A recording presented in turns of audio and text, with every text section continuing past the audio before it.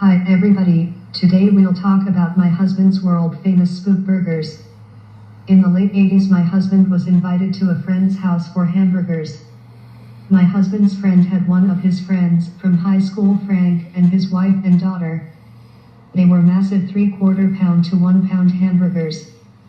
Frank and my husband's friend talked about their fun times in high school. My husband's friend Frank had 2 of the massive hamburgers. My husband estimated that Frank weighed about 340 pounds. This was a Friday evening. The following Monday, the girlfriend of my husband's friend said that over the weekend Frank suffered a massive fatal heart attack. Yes, it is a spooky story, that's why we call them Spookburgers. This Spookburger should be no less than 3/4 pounds of meat, with Velveeta cheese only, along with tomato, onion, and lettuce, and other food items of your choosing. To prepare yourself for the spook you and to preserve your heart, eat very little during the day up until the time you have the spook.